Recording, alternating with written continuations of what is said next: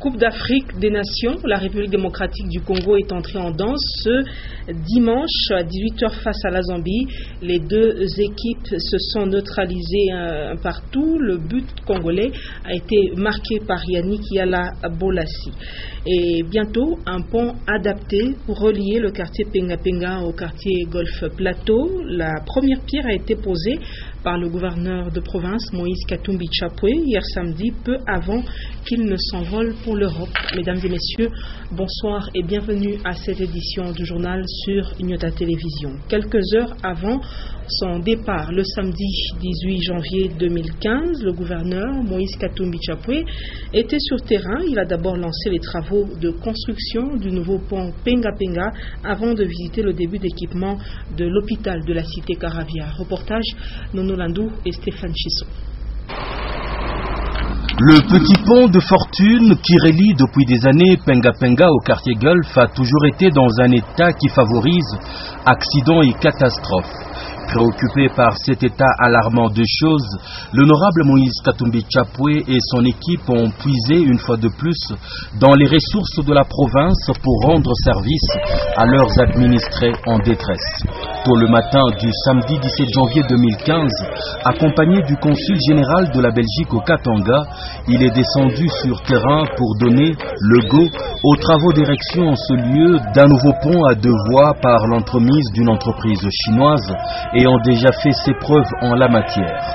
Spontanément, à sa vue, toute la population environnante s'est ruée comme un seul homme sur lui, entonnant à tue-tête des chants d'encouragement et de gratitude. Ayant constaté qu'une fois encore, le gouverneur Moïse Katumbi Chapwe touchait au cœur d'une de leurs pressantes préoccupations. Avec enthousiasme, le gouverneur met la main à la pâte et prend pour quelque temps la commande des opérations, faisant démarrer les travaux sans attendre.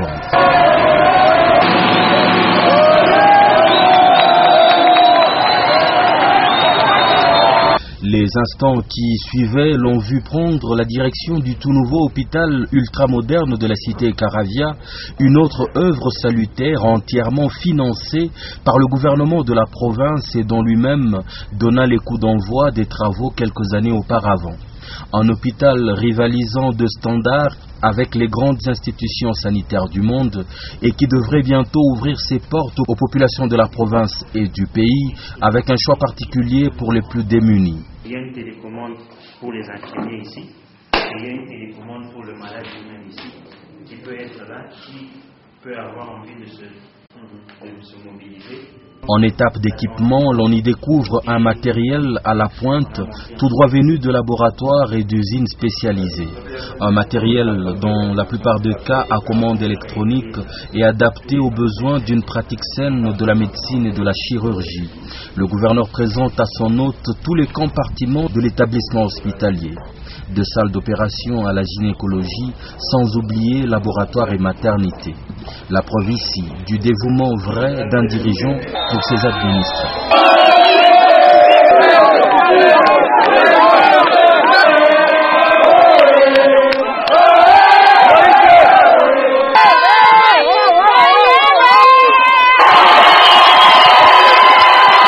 Nilipita na kumiambia jumu nisikia bongo bwa mingi hata nisha kukimbia. Nilipita na mkaravia jua kumilaka jumi nitatoka hapo kwenda kuona tena ba docteur tuko nasikilizana.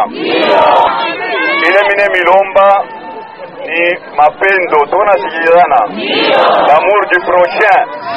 Mwanze kusaria kwa na wale wale tuchambula tuko nasikilizana.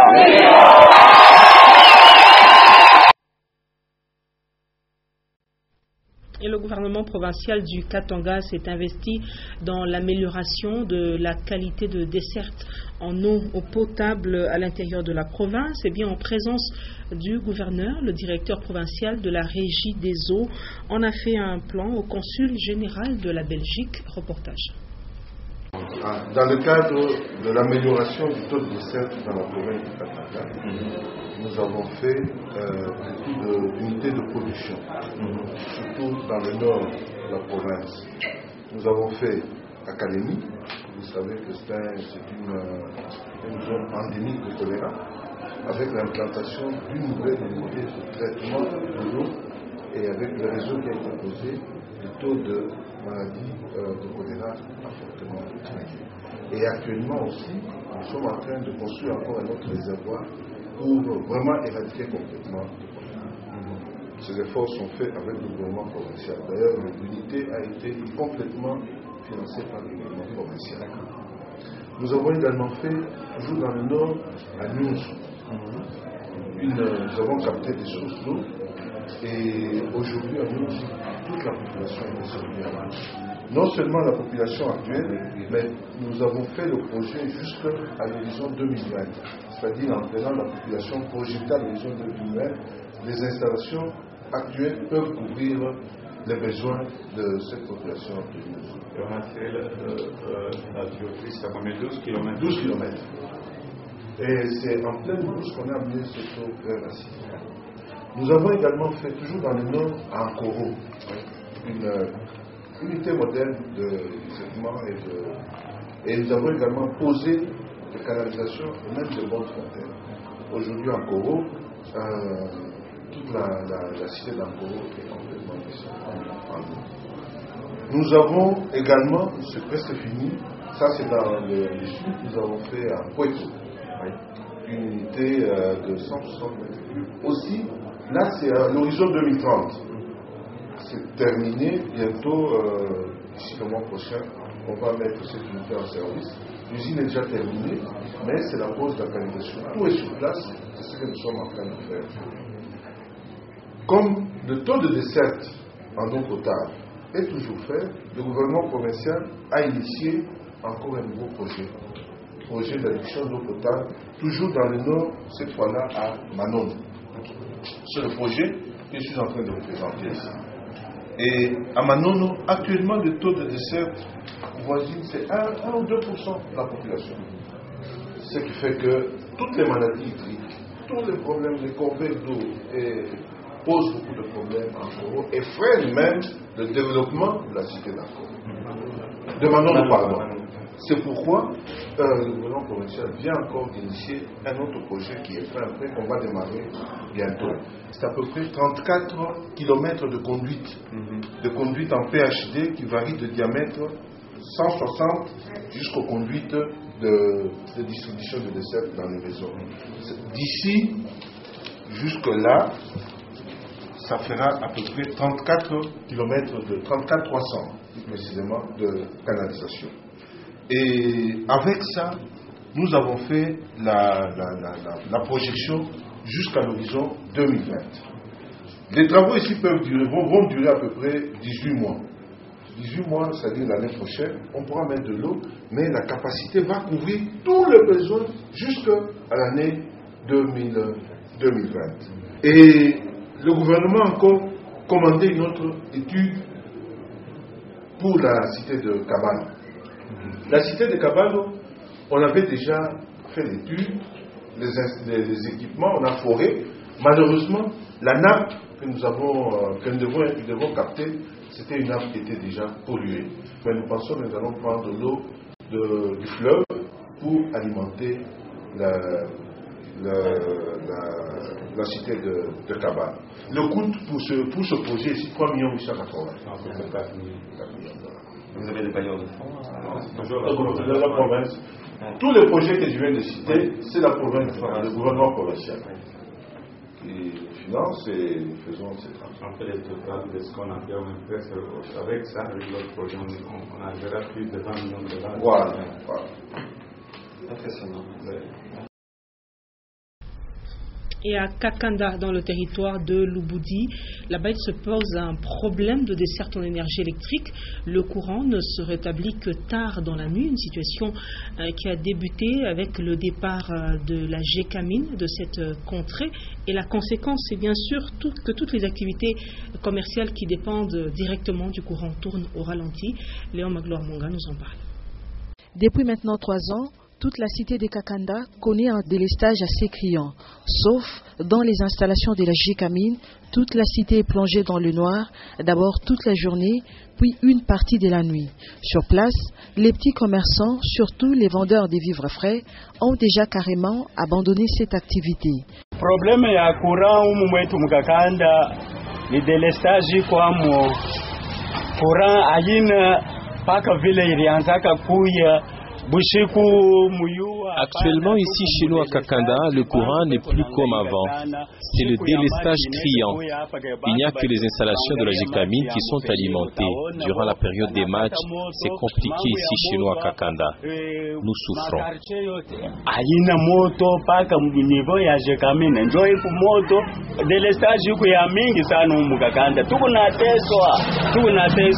Et pourtant, la SNEL existe bel et bien dans la cité des Kakanda. Une cabine électrique existe depuis les bons vieux temps de la GECAMIN dans la contrée. Les poteaux transportant les câbles également sont visibles, datant de la belle époque des GECAMINards. Mais presque plus de courant électrique dans cette belle cité qui jadis était totalement tributaire de la Générale des carrières et des mines. Et d'une contrée à une autre, chaque jour à Kasumbalesa, certains commerçants quittent la douane vers la cité de Sodniko et vice-versa pour leurs activités commerciales. Cependant, les usagers de ce tronçon déplorent la détérioration de cette route privée de la Sodniko. Reportage. La distance qui sépare Kasumbalesa douane à la cité de Sodniko est d'environ 7 km. Et chaque jour, un trafic assez intense est observé sur ce tronçon où existe tout de même une ligne de transport en commun. Cependant, l'état de cette vieille route asphaltée n'est plus bon, en plus de son exiguïté.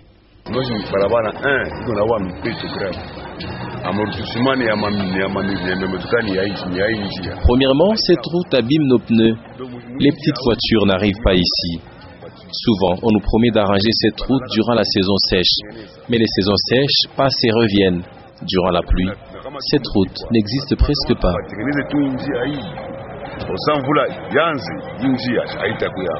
L'intérêt de cette artère est aussi capital, car elle mène aussi vers un quartier appelé sous-station et vers l'hôpital Mouona, le plus important de toute la contrée. Le mauvais état de cette artère ne permet pas aussi aux taximans de maximiser les recettes.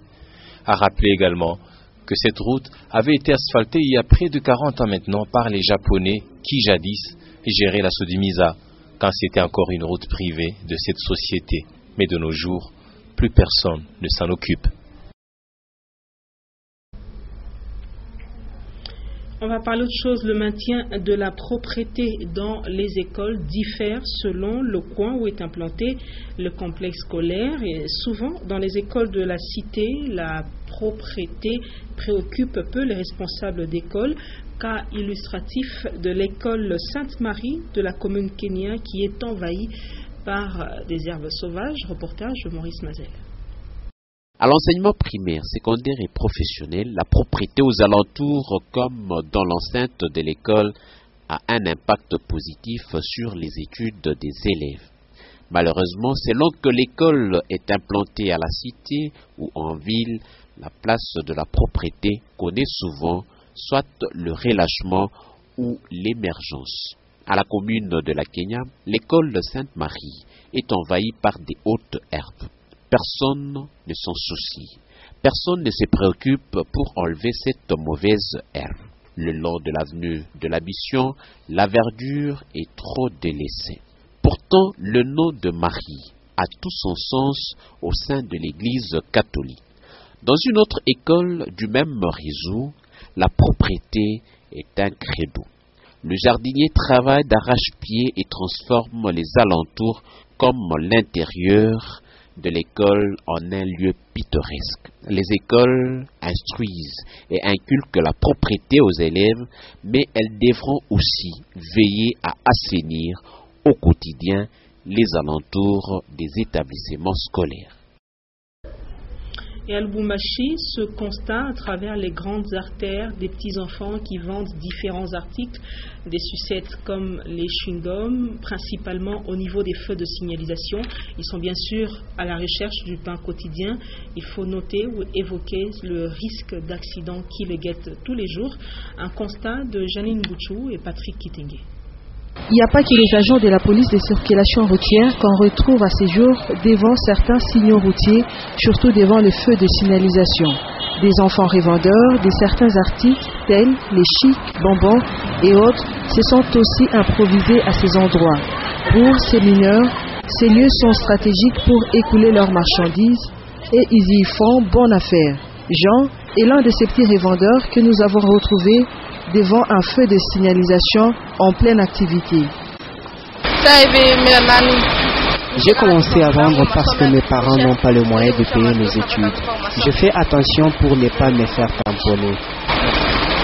À la quête de l'argent, à cause des conditions difficiles que connaissent leurs familles, ces jeunes garçons sont exposés à un risque permanent d'être tamponnés par les véhicules. Surtout quand on sait que très peu de conducteurs respectent le code de la route en cette période de la courtoisie routière. Le président du tout-puissant Mazembe, Moïse Katumbi Chapwe, a été désigné au Globe CAF Awards meilleur dirigeant des clubs africains de 2014. Il a reçu samedi 17 janvier son prix qui a été emmené par le manager Frédéric Kitenge Kinkumba. Le restaurant Le Petit Gourmet a servi de cadre à cette cérémonie de remise.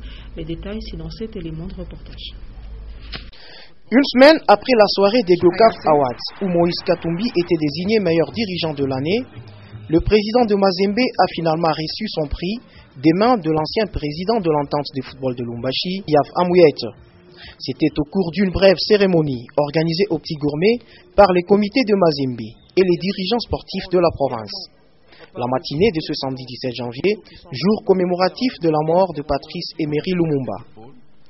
C'est d'abord le manager de l'équipe qui prend la parole pour expliquer dans quelles circonstances il a représenté Moïse Katumbi à la manifestation. Nous avons été honorés par la Confédération africaine de football pour transposer ces trophées et l'apporter aux récipiendaires. La CAF nous a fait honneur en acceptant notre présence comme représentant du président Moïse Katumbi Chapwe, et tous les honneurs ont été rendus. Ensuite est venu le mot du chairman de Mazembe, heureux et ému de cette distinction parmi tant d'autres. Je voudrais d'abord remercier le Seigneur. Si je venais de recevoir ce trophée, c'est grâce d'abord au bon Dieu et grâce aussi aux dirigeants de notre football et au gouvernement de la République.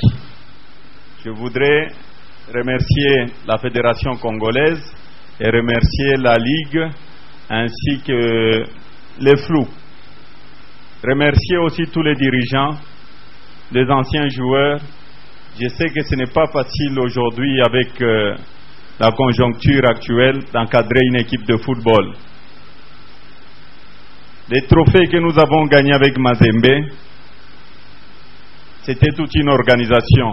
Avant de quitter la salle, le président du TP Mazembe a serré la main de chaque dirigeant sportif présent dans la salle, une façon de dire qu'ensemble on peut s'améliorer et gagner d'autres prix et distinctions.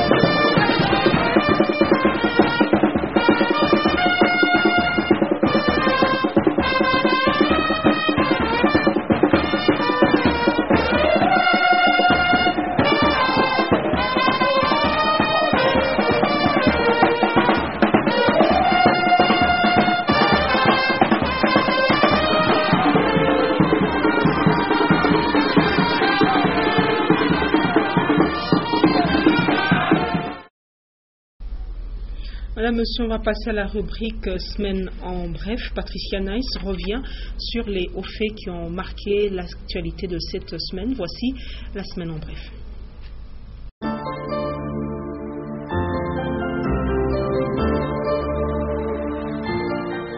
Madame, Messieurs, bienvenue à la semaine en bref avec l'actualité tant locale, nationale et internationale allant de la semaine du 12 au 17 janvier 2015.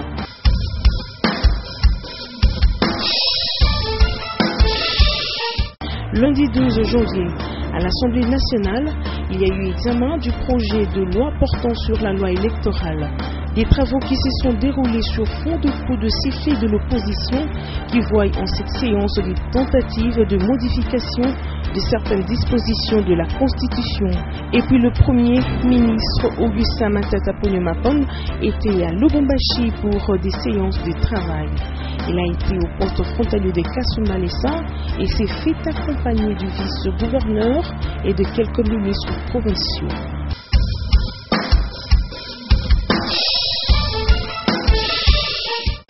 Mardi 13 janvier, nouvelle mise en place dans toutes les régies financières du Katanga. Permutation des directeurs provinciaux, des sous-directeurs, inspecteurs, contrôleurs et chefs des bureaux. L'annonce a été faite par le ministre national des Finances, Henri-Yves Moulang. L'objectif étant de redynamiser les services générateurs des recettes. Toujours mardi 13 janvier, l'état des lieux de l'hospice des vieillards du territoire de Kassaji était à l'ordre du jour, une infrastructure qui a tenu grâce à l'apport financier de Moïse Katumbi, mais à ce jour, cela a besoin d'aide pour assurer l'encadrement des vieillards.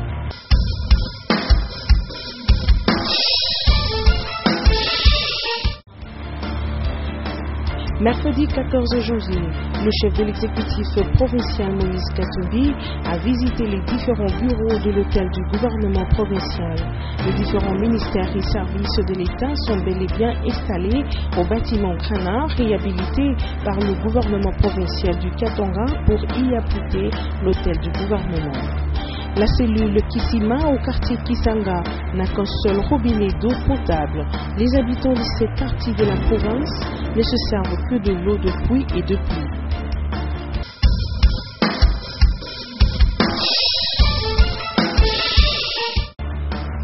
Jeudi 15 janvier, 1841 cas d'accidents de circulation pour l'année 2014.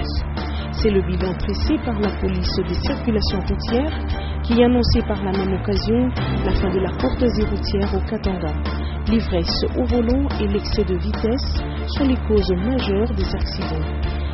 Que Kolwezi soit attaché à la future province du Onomani, c'est le vœu des élus nationaux du Katanga qui mènent des démarches dans ce sens afin de donner des chances égales aux futures provinces pour leur développement.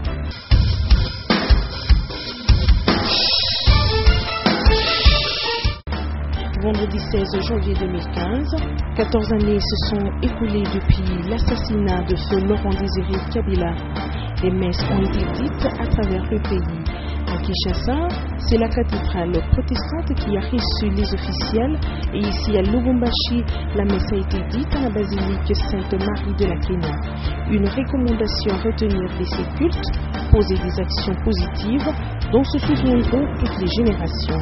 Et puis ce drame survenu au quartier Kalibuka